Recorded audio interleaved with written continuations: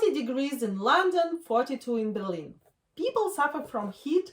Old people go to hospital with heat stroke. And not only old people. Every resident of Europe asks the question, why? Why is it so hot? Sitting in another Shein dress and holding in a hand fan from AliExpress in front of his face. If you don't understand what I'm talking about, I'll tell you.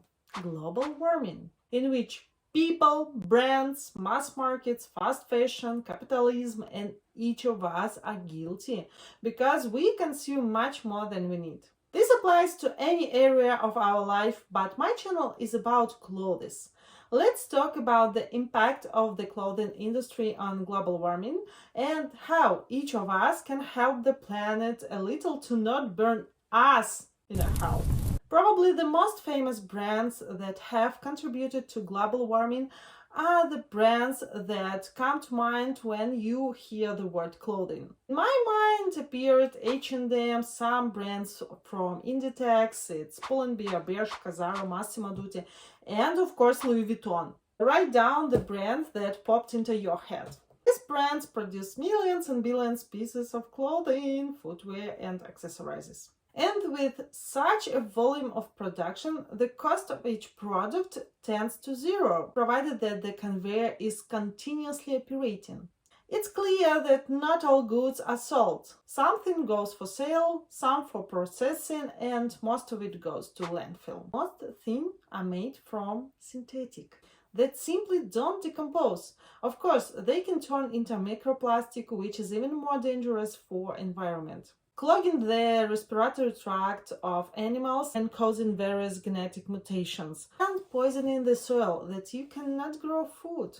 Brands were able to accelerate the conveyor to unseen speed thanks to marketing.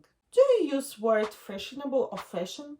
So, you are a victim of marketing and an accomplice in a crime against nature. When I was 20 years old, that was 10 years ago, I ran through clothes sales and bought everything in gigantic volumes. I needed all this. Without the thing, I didn't feel myself successful. I didn't feel myself loved.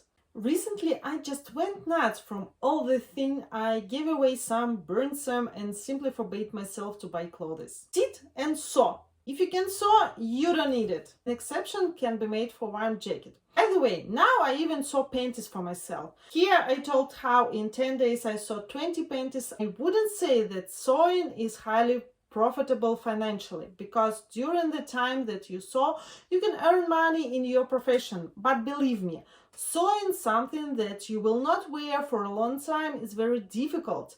Motivation just disappears. Therefore, if you can sew casual clothes, then this is the path of the sustainability. Okay, well, we are also successful, we have extra money, and why should we strain ourselves?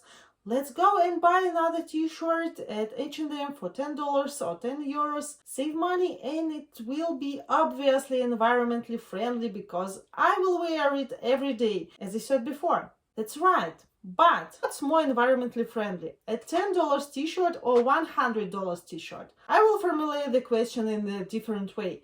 Who is more environmentally friendly, the poor or the rich? Seems poor. They have little money and they buy a little. The rich have a lot of money and they buy a lot. The poor buy a little, cheap and often, which creates the demand expected by brands. The $10 t-shirt of most mass market brands is made from low quality raw materials, which quickly deteriorate, and our eco-friendly poor man take his $10 to take mass market again. I would like to praise the rich, but tell me, why one person needs a whole room with clothes? I think fashion should be legally banned. No matter how much money I have, I don't understand why people need these tons of clothes. If you know the answer, write in the comments. Well, I'm also eco-friendly, carrying reusable bags, sorting garbage, and wearing cotton clothes. Can't tell me that I'm melting the runaway in London. It would be nice if they were true. Cotton is an agriculture crop and it takes fields to grow it. To do this, people cut down forests, plant meadows where there was an ecosystem with a variety of herbs, animals, and insects, and plant one single plant, cotton. Nature, of course, doesn't get better from this. Then what to do? Consume less, many times less clothes. Try to buy clothes not from mass markets, but from masters. Forget about fashion. Remember that each person is unique and beautiful. To stand out with your own really unique style by choosing non-mass products. Of course, it's better to use natural materials. Look at the quality and expect that you will wear these clothes for a long time. If you are interested in sewing, try sewing your own clothes. You will see how much resources are spent on one piece of clothing, and perhaps you will begin to take care of self-sewing clothes. And you can completely abandon cosmetics. Leave us at least cosmetics. Just such a number of small packages, jars, and we need all this. No need. You are beautiful and, most importantly, unique without all this. Couldn't have talked about cosmetics in this video. And just forget about the word fashion. What do you think about this topic? What are you willing to give up today? Subscribe, give me a like. Here I talk about clothes.